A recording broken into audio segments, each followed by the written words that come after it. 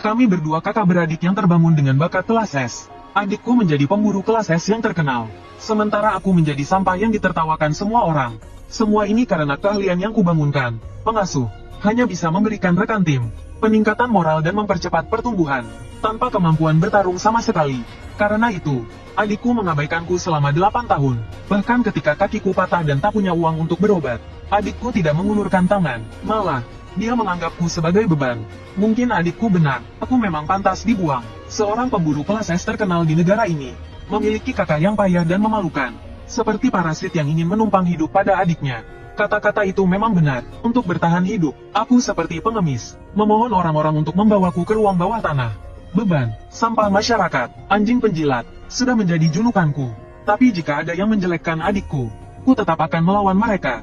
Meskipun aku bukan tandingannya, aku tidak akan membiarkan siapapun menghina adikku.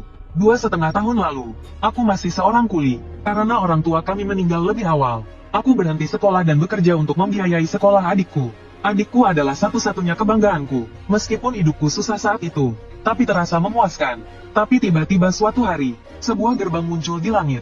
Gerbang itu terhubung ke dunia lain, ruang bawah tanah, dari mana monster-monster bermunculan. Tapi ada juga manusia yang membangkitkan kekuatan untuk melawan monster.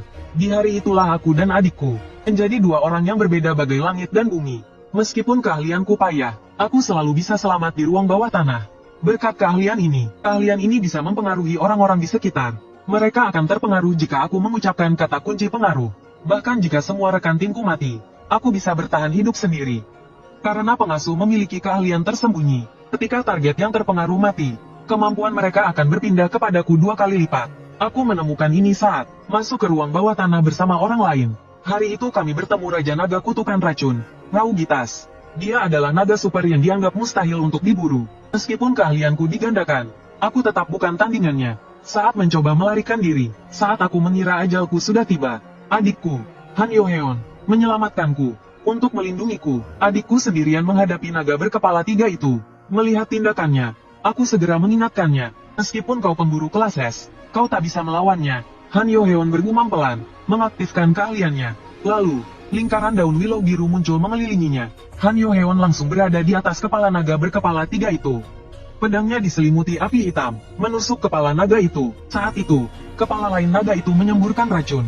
Targetnya bukan adikku, tapi aku. Di saat genting, adikku kembali bertindak dan menyelamatkanku. Meskipun terkena racun, dia tidak mengeluh sedikit pun. Aku baru sadar sekarang, adikku bertarung dengan susah payah demi melindungiku. Aku ingin mengingatkannya tentang racun naga berkepala 3 itu. Tapi dia malah membentakku dengan kesal. Kau masuk ke ruang bawah tanah lagi, kakimu sudah patah. Tapi kau belum kapok juga, sampai kapan aku harus membereskan masalahmu? Aku berpikir, kenapa dia datang ke sini? Ternyata dia takut aku jadi beban lagi. Aku mengambil senjataku dan bergumam, kau pasti lelah punya kakak yang jadi beban sepertiku, kan? Lalu aku berlari ke arah naga berkepala 3 itu. Kutujamkan pedangku ke telapak kakinya. Kulepaskan senjataku dan berkata dengan suara berat, adikku, aku tidak akan jadi bebanmu lagi. Biarkan aku mati di sini. Dengan begitu, kau tak perlu repot-repot mengurus pemakamanku. Saat itu, aku putus asa. Aku tak takut lagi menghadapi rahang naga yang menganga lebar. Terdengar suara gemuruh yang dahsyat. Saat ku buka mataku lagi, aku baik-baik saja. Adikku, dengan tubuh terluka parah, telah menyelamatkanku. Sambil menahan sakit, dia berkata, Kak, tunggu 1 jam lagi, naga itu akan tertidur. Saat itu, kau harus kabur. Ini batu gerbang, pakai ini untuk keluar. Setelah mengatakan itu, dia meninggal dalam pelukanku. Lalu, efek skill pengasuh aktif. Skill dan status Han Yoheon yang telah mati, dialihkan kepadaku 2 kali lipat. Bertahan selama 1 jam, ingatan adikku mengalir ke dalam pikiranku. Dia menjauhiku, karena dia punya banyak musuh. Dan takut aku terluka, aku merasa bodoh. Aku tidak menyadari niat baiknya. Energi dari tubuh adikku mengalir ke dalam tubuhku, membentuk tombak api hitam di tanganku. Aku berlari menuju naga berkepala 3. Hanya dengan sekali serang, aku menembus kepalanya. Lalu, dengan kedua tanganku, aku menebasnya, memotong salah satu kepalanya. Setelah pertarungan sengit, aku berhasil membunuh naga berkepala 3 yang katanya mustahil untuk dibunuh. Tapi aku tidak merasa senang. Aku telah membahayakan adikku, dan membuatnya terbunuh. Efek pengasuh akan segera berakhir. Aku juga akan mati karena racun naga itu. Tapi tak apa, dengan begini aku bisa bertemu adikku lagi. Tiba-tiba sebuah pesan muncul di hadapanku. Pencapaian mustahil tercapai. Anda telah memburu naga sendirian. Gelar legendaris pembantai naga diberikan. Hadiah, pedang naga merah dan material lainnya, serta batu permohonan yang dapat mengabulkan satu permintaan. Mendengar itu, tanpa ragu aku berharap adikku hidup kembali. Tapi batu permohonan tidak bisa menghidupkan orang mati. Tentu saja aku bisa berdoa untuk menjadi pemburu yang lebih kuat, dan tidak lagi menjadi pecundang yang dihina semua orang. Tapi bagiku, adikku lebih berharga daripada hidupku sendiri. Jadi, aku memilih untuk kembali ke sebelum kebangkitanku. Bersamaan dengan batu permohonan yang melepaskan kekuatan sihirnya, aku berhasil kembali ke hari sebelum kebangkitanku. Aku belum sepenuhnya pulih, ketika adikku tiba-tiba membuka pintu. Melihat adikku lagi, aku langsung berlari dan memeluknya. Aku terus-menerus meminta maaf. Adikku langsung bingung, dia pikir aku membuat masalah lagi. Aku berjanji padanya bahwa aku tidak akan membuat masalah lagi. Meskipun agak malu, setidaknya aku bisa memperbaiki ikatan kami. Sudah bertahun-tahun aku tidak memperhatikan adikku dengan seksama. Kata-kata adik, aku sayang kamu terlontar begitu saja. Tiba-tiba terdengar bunyi dingdong.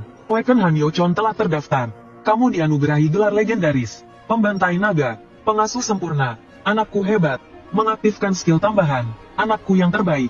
Kecepatan pertumbuhan Hanyo Hyun yang diasuh digandakan. Aku tidak menyangka aku terbangun lagi. Dan hal-hal di atas berbeda dari sebelumnya. Gelar ini kudapatkan karena aku membunuh naga berkepala 3. Gelar itu tidak hilang meskipun aku memutar balik waktu. Level L ini pasti lebih tinggi dari level S. Ini mirip dengan skill pengasuhku sebelumnya. Bisa menggandakan kecepatan pertumbuhan target yang dipengaruhi. Tapi jika skill ini dipadukan dengan anakku hebat, nilai kemampuan target yang dipengaruhi juga akan berlipat ganda. Artinya, aku bisa membuat adikku menjadi hunter terkuat. Ini juga bisa digunakan pada anggota guild adikku yang lain. Dalam beberapa tahun, guild Abyss adikku akan menjadi yang terkuat di dunia. Dan aku akan terlahir kembali sebagai pengasuh yang membesarkan Abyss. Tapi kata kuncinya agak memalukan. Kenapa harus aku sayang kamu? Aku menduga mungkin saat kebangkitan, aku mengatakan aku sayang kamu pada adikku. Sehingga kata kunci aslinya berubah. Jika aku mengatakan 3 kata ini kepada orang asing nanti, jangankan mempengaruhi, aku pasti akan diborgol. Skill terakhir ini disebut tunas harapan. Bisa memperkirakan level calon Awaken. Juga bisa membantu target yang dipengaruhi kata kunci. Untuk membangkitkan bakat yang paling cocok. Kemudian aku makan bersama adikku. Sebelum pergi, adikku menyuruhku untuk tetap di sini. Tidak boleh pergi kemanapun. Ini membuatku agak bingung. Apa maksudnya tidak boleh pergi? Adikku bilang hubungan kami sekarang tidak seperti dulu lagi. Musuhnya mungkin akan menargetkanku. Adikku tidak peduli apakah aku setuju atau tidak. Dia sudah menyuruh orang untuk membawa barang-barangku. Ini membuatku sangat putus asa. Apakah ini efek samping dari pemutaran waktu? Aku harus mengambil barang-barang yang kubutuhkan dan kabur sebelum dia kembali. Tapi dia malah menugaskan seorang pria kekar untuk menjagaku. Namanya Kim Sung Han. Dia adalah hunter level A dari guild Abyss milik adikku. Memiliki skill pertahanan yang kuat. Dia juga orang kepercayaan adikku. Aku hanya bisa mengeraskan diri, dan mencoba menyelinap di bawah kakinya. Tapi tentu saja dia tidak akan membiarkanku pergi. Kim Sung Han melihatku seperti lalat yang mengganggu. Dengan frustrasi, aku mengumpat. Tiba-tiba auranya berubah. Dia meraih kedua bahuku, dan menyuruhku kembali ke kamar. Kalau tidak, dia akan memaksaku kembali. Tekanan yang kurasakan darinya, seperti hewan herbivora yang berhadapan dengan predator. Saat itu, kemampuanku aktif, langsung menangkal tekanan yang diberikannya. Dan sekarang, Kim Sung Han terlihat seperti beruang jinak di mataku. Aku menunjuknya dan berkata, "Kakek tua, apa kau tidak tahu hukum? Setiap orang punya hak kebebasan." Tapi di matanya, aku seperti kelinci yang sedang kejang. Kim Sung Han langsung mengangkatku, dan akan melemparkanku kembali ke kamar. Aku benar-benar speechless. Ternyata kemampuan ini hanya membuatku berani. Tiba-tiba, kemampuan tunas harapan aktif. Aku menyadari Kim Sung Han berpotensi menjadi hunter kelas S.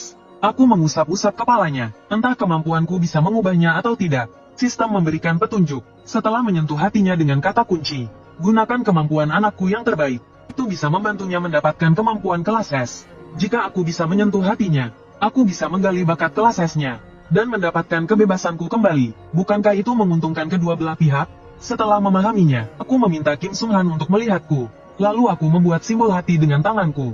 Dan berkata, "Sayang, aku cinta kamu." Wajah Kim Sung Han langsung menghitam. Lalu aku dilemparnya kembali ke kamar. Tak lama kemudian, adikku kembali. Dia melihatku tergeletak di lantai seperti sekarat. Adikku tahu aku tidak ingin dikurung. Tapi dia harus menunggu sampai dia menjadikan Hai Yuan guild terkuat sebelum membebaskanku. Tapi aku lebih tahu darinya bahwa Hai Yuan butuh 3 tahun lagi untuk menjadi guild terkuat. Tapi adikku tidak mau mempercayaikanku pada hunter di bawah kelas B. Saat itu, aku merasa putus asa. Sepertinya aku tidak bisa keluar. Tiba-tiba aku terpikir, mungkin aku bisa menggunakan kemampuanku. Sebelumnya, untuk waktu yang lama, Aku mencari informasi tentang Hunter.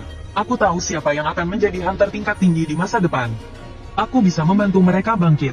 Sebagai imbalannya, mereka menandatangani kontrak denganku untuk menjadi pengawalku. Saat aku memiliki kekuatanku sendiri, adikku tidak akan bisa mengurungku lagi, kan? Dengan gelar dan kemampuanku, aku pasti bisa melakukannya. Dengan semangat, aku memberitahu adikku bahwa aku akan mencari Hunter kelas A atau lebih tinggi untuk menjadi pengawalku. Mendengar itu, adikku masih sedikit khawatir. Aku bilang padanya aku telah membangkitkan bakat kelas F, dan bisa menemukan Hunter tingkat tinggi yang belum bangkit. Jika aku mengatakan padanya bahwa aku membangkitkan bakat kelas L, pasti aku akan dikurung seumur hidup. Setelah memohon dengan sungguh-sungguh, adikku akhirnya mengizinkanku keluar setelah berpikir panjang. Tujuanku adalah menemukan Hunter kelas A hingga S yang akan bangkit di masa depan. Aku akan melatih mereka menjadi pemburu eksklusifku. Dengan begini, aku mungkin bisa menjadi ketua guild yang lebih besar dari Abyss. Keesokan harinya, aku pergi ke asosiasi Hunter, dan berhasil mendaftar sebagai Awaken Rank F. Sekalian, aku membeli seperangkat peralatan dan ramuan. Setelah memakainya, statku mencapai rank C, dan pemburu pertama yang akan kulatih adalah penyihir S, Parkierim. Dia seharusnya baru Awaken 3 tahun lagi, jadi sekarang dia mungkin masih pelajar. Dia cukup berbakat di antara para Hunter rank A. Jika itu dia, adikku seharusnya tidak keberatan. Kami segera tiba di pusat jajanan tempat Parkierim berada. Tiba-tiba, dua orang yang bertengkar di depan menarik perhatianku. Gadis itu berkata, "Aku benci kalian semua," lalu berlari melewatiku. Meskipun dia belum awaken, aku langsung mengenalinya. Dia adalah penyihir S, Parkierim, yang kucari. Aku segera mengejarnya, sambil meneriakkan namanya. Parkierim menoleh ke arahku. Dia mengira aku disuruh pamannya untuk menjemputnya, dan berkata dia tidak akan pulang. Tiba-tiba, sebuah mobil melaju lurus ke arah Parkierim. Untungnya, aku berhasil menyelamatkannya, tapi sedikit terlambat. Parkierim duduk di atasku dengan selamat. Kemudian, aku mentraktirnya barbek. Dia akhirnya tahu bahwa aku adalah kakak ketua Guild Abyss. Tapi dia tidak tahu kenapa aku mencarinya. Aku hanya bisa mengarang alasan dengan mengatakan bahwa aku pernah dibantu oleh orang tuanya. Jadi aku datang untuk membalas budi. Tapi Parkierim tampak tidak peduli. Lalu aku mengatakan tujuan sebenarnya menemuinya. "Parkierim, bakatmu luar biasa. Setidaknya kau bisa awaken menjadi Hunter rank B atau lebih. Dan aku didukung oleh Guild Abyss. Aku bisa membantumu mendapatkan tempat sebagai seorang Hunter. Dan skillku bisa membantu orang lain untuk awaken. Jika kau mau, aku ingin menjadi sponsormu. Maukah kau menandatangani kontrak denganku dan menjadi Hunter?" Parkierim tampak sedikit tidak percaya. Dia tidak pernah berpikir bisa menjadi Hunter. Melihat reaksinya, aku tahu Parkierim tertarik. Lalu aku mengeluarkan kontrak dari inventaris sistemku. Parkierim tampak terkejut. Dari mana aku mengeluarkannya? Aku tersenyum dan berkata, "Kau juga akan memilikinya setelah menjadi Hunter." Parkierim membaca kontrak itu dengan rasa penasaran. Syarat kontraknya sangat sederhana. Dia hanya perlu merahasiakan skillku dan menjadi pengawalku selama 1 tahun. Parkierim juga mengajukan satu syarat. Jika syaratnya dipenuhi, dia akan menandatangani kontrak. Aku langsung setuju. Meskipun menandatangani kontrak denganku, dia tetap bisa menikmati perlakuan seperti orang biasa. Saat Parkierim hendak menandatangani kontrak, aku menghentikannya, karena dia masih di bawah umur. Kontraknya perlu disesuaikan. Jadi dia masih butuh wali. Mendengar itu, Parkierim memalingkan wajahnya. Dia khawatir akan diperas oleh walinya. Kekhawatirannya membuatku bingung. Tiba-tiba terdengar suara, "Parkierim, gadis nakal, kemana kau pergi?" Seorang pria kekar datang dengan langkah besar dan ekspresi marah. Dia langsung menangkap Parkierim, sambil berkata dia akan memberinya pelajaran atas kelakuan buruknya. Aku meraih pergelangan tangan pria itu. Dia orang biasa, tenaganya tentu saja tidak sebanding denganku. Pria itu berteriak kesakitan saat ku genggam. Dia juga menyuruhku untuk tidak ikut campur. Ku menoleh ke Parkierim dan hendak bertanya padanya, tapi kulihat dia menundukkan kepalanya, berdiri di sana dengan wajah sedih, dan sepatunya yang compang camping. Akhirnya aku mengerti, mengapa dia khawatir diperas oleh walinya, karena walinya sangat buruk. Parkierim juga menimpali, menunjuk pria itu dan berteriak. Dia mengambil semua warisan orang tuaku, tapi tidak memberiku uang saku sepeser pun. Pelanggan lain yang makan di sana mulai mengkritik pria itu. Ini membuat pria itu marah. Dia pikir Parkierim sengaja mempermalukannya. Lalu dia mendorongku, ingin memberi Parkierim pelajaran. Tapi aku langsung jatuh ke tanah. Ini membuat Parkierim dan pria itu ketakutan. Tiba-tiba aku berguling-guling di tanah, sambil berteriak minta tolong. "Pukuli aku." Pria itu benar-benar bingung dengan tindakanku. Dia meraih kerah bajuku dengan marah. Aku memanfaatkan kesempatan itu untuk menginjak pergelangan kakinya. Bluk, pria itu kehilangan keseimbangan dan jatuh ke meja di sampingnya. Aku menindih kepalanya, memperingatkannya untuk tidak berani memusik Parkierim lagi. atau aku akan memanggangnya di atas panggangan. Tiba-tiba terdengar suara tanah retak dari luar. Kim Sung Han berlari masuk dan berteriak. Ada monster di luar, seekor serangga raksasa, sedang mengamuk di jalan jajanan. Orang-orang di jalan panik berlarian. Melihat bahaya semakin dekat, Kim Sung Han menyuruh kami segera pergi. Lalu sebuah segel emas muncul di tinjunya. Boom, dia menghantam tanah di bawahnya. Seketika, tembok batu setinggi beberapa meter muncul, memblokir serangan serangga raksasa itu. Tapi seingatku, seharusnya tidak ada monster di sini. Kim Sung Han berlari ke atas tembok batu, lalu melompat. Tubuhnya melayang tinggi. Dia mendarat tepat di atas monster itu. Tapi serangan itu tidak melukai monster itu sama sekali. Karena serangga raksasa itu tidak memiliki wujud fisik. Menyadari bahaya, Kim Sung Han menginjak monster itu dan segera menjauh. Saat itu, Park Yerin yang sedang melarikan diri tersandung. Pamannya hanya menoleh sekilas, lalu melarikan diri menyelamatkan diri sendiri. Harapan terakhir Park Yerin padanya pun pupus. Saat itu, serangan monster cacing badai sudah mendekatinya dari belakang. Di saat genting, aku kembali melangkah, menghalangi serangan itu. Untungnya, perlengkapan yang kubeli sebelumnya memiliki pertahanan yang cukup kuat. Kalau tidak, Park Yerin pasti sudah tamat. Aku segera menariknya dan berlari menuju tempat perlindungan. Saat itu, Park Yerin merasakan perhatian yang belum pernah ia rasakan sebelumnya. Sejak orang tuanya meninggal, tidak ada yang peduli padanya seperti ini. Aku mengantar Park Yerin sampai di pintu tempat perlindungan. Aku harus kembali. Monster itu muncul berkelompok. Aku harus membasmi mereka semua sekaligus. Kim Sung Han adalah pemburu pertahanan profesional. Dia tidak memiliki keahlian serangan area, jadi dia kesulitan menghadapi monster ini. Saat aku hendak pergi, Park Yerin memegangku. Dia ingin bangkit dan bertarung. Aku memperingatkannya, meskipun kau bangkit, kau belum terlatih bertarung. Aku juga tidak berniat melibatkanmu dalam pertarungan sungguhan seperti ini. Aku tidak akan membiarkan seorang anak bertarung sendirian. Saat aku kembali ke tempat kejadian, aku mendesak Kim Sung Han untuk menggunakan keahlian perisainya. Aku punya cara untuk mengalahkan monster ini. Tanda emas kembali muncul di atas kepalan tangan Kim Sung Han. Dia memukulkan tinjunya ke dinding batu di bawahnya. Sedetik kemudian, beberapa aliran pasir menyelimuti monster itu. Seketika, lapisan pelindung berbentuk bola terbentuk, menjebak monster itu di dalamnya. Melihat itu, aku melompat ke atasnya. Untungnya, aku sebelumnya membeli beberapa pil racun hitam di asosiasi pemburu.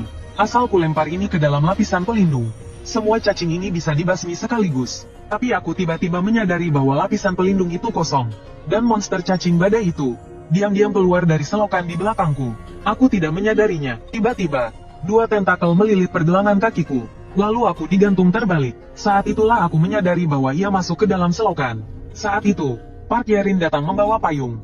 Dia memukul monster itu dengan payungnya berkali-kali. Kesakitan, monster itu melepaskanku. Lalu aku dan Park Yerin berlari sekuat tenaga. Aku berkata dengan cemas, bukankah aku menyuruhmu bersembunyi? Kenapa kau di sini? Park Yerin berkata, kau menjemputku untuk melindungimu. Kan, aku tidak bisa meninggalkanmu dan lari sendiri. Meskipun dia mengatakan itu, sebenarnya itu karena aku telah beberapa kali menyelamatkannya dengan mempertaruhkan nyawaku. Itu membuatnya merasa aman. Saat monster itu hampir mengepung kami, aku meraih Park Yerin. Pada saat yang sama, keahlian pengasuh diaktifkan. 2. Perisai es raksasa menghalangi serangan monster itu. Yang melepaskan keahlian ini adalah Park Yerin. Di saat genting, dia telah bangkit, dan dia adalah peringkat es. Tiba-tiba, tentakel monster itu melilit lengannya. Park Yerin secara refleks mengibaskan lengannya, membanting monster itu ke dinding. Monster itu seperti lumpur, menempel di dinding dan tidak bisa dilepas. Aku tercengang, dia begitu kuat setelah baru saja bangkit. Ini membuat Park Yerin semakin percaya diri. Dia berkata, selanjutnya serahkan padaku. Lalu dia meminjam batang besi dari Kim Sung Han. Batang besi itu kemudian diselimuti oleh sihirnya. Dalam sekejap, batang itu berubah menjadi tombak es yang panjang. Park Yerin langsung menghilang dari tempatnya. Hanya dengan satu serangan, tubuh monster itu hancur berkeping-keping. Kekuatan serangannya membuat batu-batu berjatuhan, hampir menimpaku. Aku segera meminta Park Yerin untuk berhati-hati. Aku hampir saja tertimpa batu. Park Yerin tampak seperti anak kecil yang berbuat salah. Dia masih belum bisa mengendalikan kekuatannya. Lihatnya berhasil bangkit, dan masih mempertahankan kepolosannya. Aku merasa senang. Siapa sangka Park Yerin yang dijuluki penyihir es adalah anak yang bisa menunjukkan senyum seperti itu. Aku mengingatkannya untuk menggunakan skill area untuk melawan monster ini. Tiba-tiba, muncul tangan besar yang diselimuti api hitam.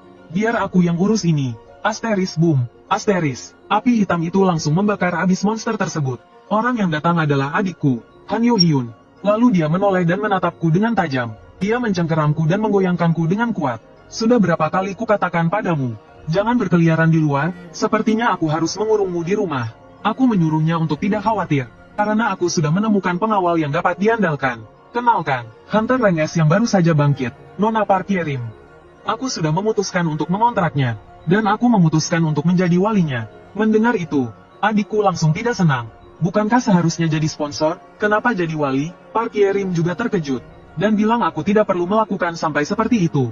Adikku juga berpikir aku tidak perlu repot-repot mengurus orang lain. Meskipun aku setuju, adikku tetap akan mencegahku, karena kasus Hunter tingkat tinggi yang melakukan kekerasan pada wali tingkat rendah. Bukanlah hal yang jarang terjadi. Adikku khawatir Parkierim akan memukulku. Parkierim berkata dengan ekspresi pasrah bahwa dia baik hati, dan tidak akan pernah menggangguku. Adikku masih marah dan berkata, daripada aku yang jadi walinya, lebih baik dia saja. Parkierim tidak mau kalah dan berkata, aku tidak mau. Jusi sudah berjanji akan menjadi waliku. Astaga, dua Hunter Renges tiba-tiba berebut aku. Ini membuatku tidak bisa mengelak. Adikku menarikku, dan ingin membawaku pulang. Parkierim menahanku agar aku tidak pergi.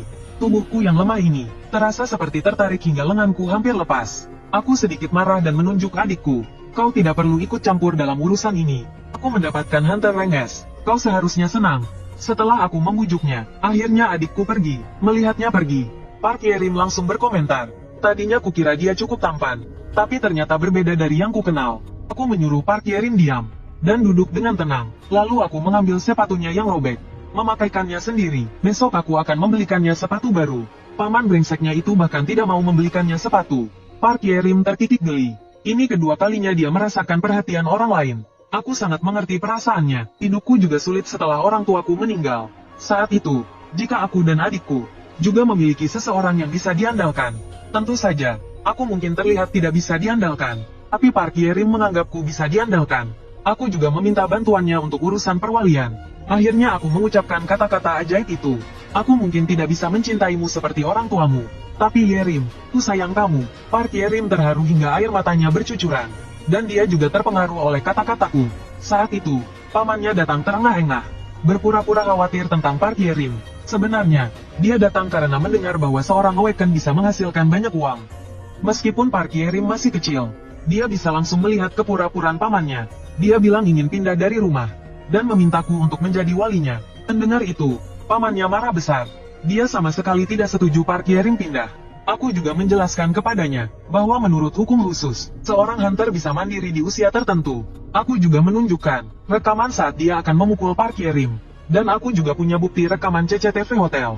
Bukti-bukti ini cukup untuk mencabut hak perwaliannya. Dia sebelumnya meninggalkan Parkierim dan melarikan diri untuk menyelamatkan diri. Sekarang dia kembali hanya untuk mendapatkan lebih banyak uang darinya. Pria parubaya yang marah itu menjambak kerah bajuku. Dia bilang aku menginginkan hak perwalian sejak awal. Parkierim yang sudah lama memendam emosinya meledak. Dia menatap pamannya, sambil meremas payungnya hingga berderit. Memang kau yang ingin memukulku, kan? Dan pria ini melindungiku. Saat itu, Parkierim terasa seperti seekor binatang buas. Dia bukan lagi anak yang selalu dibully. Aura mengintimidasi ini, jika aku tidak kebal terhadap status negatif, mungkin aku sudah tersungkur. Parkierim melangkah maju. Paman, kau juga tahu, kan? Kau tidak pantas mendapatkan rasa terima kasihku. Payung itu kini telah diremas menjadi bola besi. Pria besar itu ketakutan dan terduduk di lantai. Parkierim berkata dengan dingin. Tadinya aku ingin membalas semua yang kualami, tapi aku tidak mau melakukannya sekarang. Karena, paman, kau tidak pantas untuk kuperhatikan. Jika kau menggangguku lagi, atau merepotkan pria ini, aku tidak akan memaafkanmu. Intinya, Yerim menjadi anggota Haeyon, dan aku terhindar dari dikurung oleh adikku. Adikku sudah mengirim orang untuk menyelesaikan sisanya.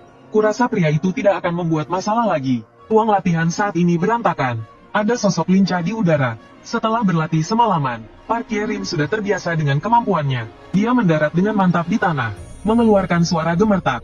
Lalu ia melayangkan satu pukulan. Kristal es bertebaran di udara. Ia melangkah, mengaktifkan skill bayangan siang. Beberapa bayangan hitam membentang ke depan. Suhu di tempat latihan tiba-tiba turun drastis. Inilah skill raungan es. Tiba-tiba kakiku terjerat bayangan, dan tubuhku tak bisa bergerak.